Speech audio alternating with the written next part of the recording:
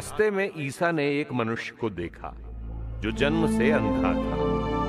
उनके शिष्यों ने उनसे पूछा, गुरुवर, किसने पाप किया था, इसने अथवा इसके माँ बाप ने, जो ये मनुष्य जन्म से अंधा है? ईसा ने उत्तर दिया, ना तो इस मनुष्य ने पाप किया और ना इसके माँ बाप ने। ये इसलिए जन्म से अंधा है कि इसे चंगा करने से ईश्वर का सामर्थ्य प्रकट हो जाए। जिसने मुझे भेजा, हमें उसका कार्य दिन बीतने से पहले ही पूरा कर देना है। रात आ रही है जब कोई भी काम नहीं कर सकता। मैं जब तक संसार में हूं, तब तक संसार की ज्योति हूं। उन्होंने ये कहकर भूमि पर थूका, फूंक से मिट्टी सानी और वो मिट्टी अंधे की आंखों पर लगाकर उससे कहा, जाओ सिलोआम के कुंड में नहा लो। सिलोआम का अर्थ है प्रेषित। वो मनुष्य गया और नहाकर वहां से देखता हुआ लौटा। उसके पड़ोसी और वे लोग जो उसे पहले भीख मांगते देखा करते थे बोले, क्या ये वही नहीं है जो बैठे हुए भीख मांगा करता था? कुछ लोगों ने कहा, हां, ये वही है। कुछ ने कहा, नहीं, ये उस जैसा कोई और होगा। उसने कहा, मैं वही हूं। इस पर लोगों ने उससे पूछा, तो तुम कैसे देखने लगे? उसने उत्तर दिया, जो मनुष्य ईसा कहलाते हैं, उन्होंने मिट्टी सानी और उसे मेरी आंखों पर लगाकर कहा, सिलोआम जाओ और नहा लो। मैं गया और नहाने के बाद देखने लगा।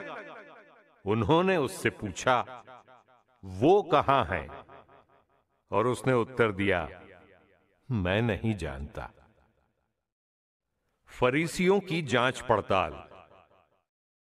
लोग उस मनुष्य को जो पहले अंधा था फरीसियों के पास ले गए। जिस दिन ईसा ने मिट्टी सानकर उसकी आंखें अच्छी की थीं, वो विश्राम का दिन था। फरीसियों ने भी उससे पूछा, वो कैसे देखने लगा?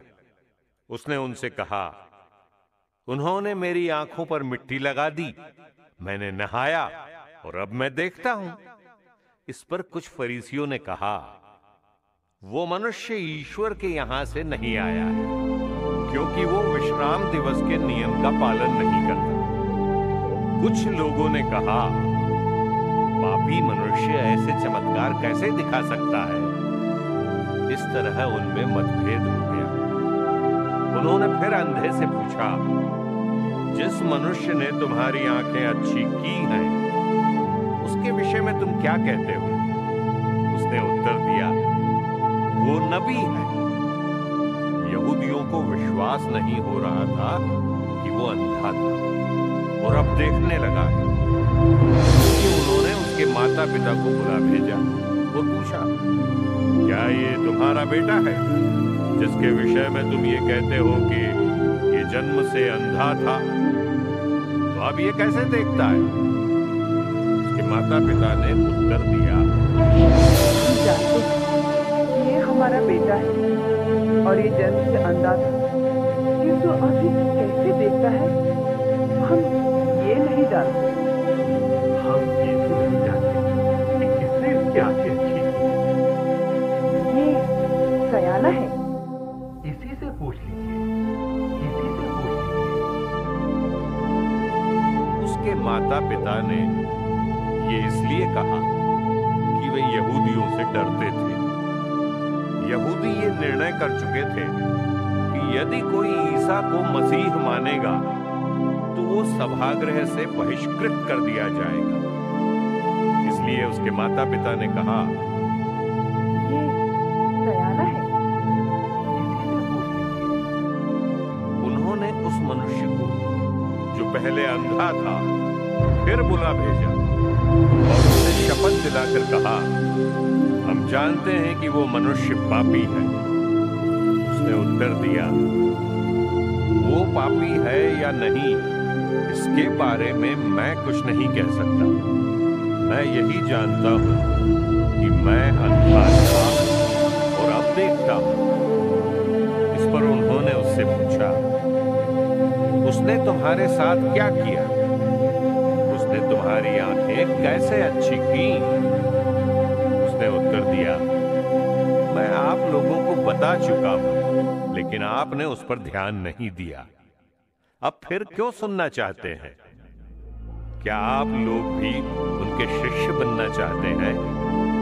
वे उसे बुरा भला कहते हुए बोले, तू ही उसका शिष्य बन जा, हम तो मूसा के शिष्य हैं। हम जानते हैं कि ईश्वर ने मूसा से बात की है, किंतु उस मनुष्य के विषय में हम नहीं जानते कि वो कहां का है। उसने उन्हें उत्तर दिया, यही तो आश्चर्य की बात है, उन्होंने मुझे आंखें दी हैं और आप लोग ये भी नहीं जानते कि वो कहां के हैं। अब जानते हैं कि ईश्वर पापियों की नहीं सुनता, वो उन लोगों की सुनता है जो भक्त हैं और उसकी इच्छा पूरी करते हैं।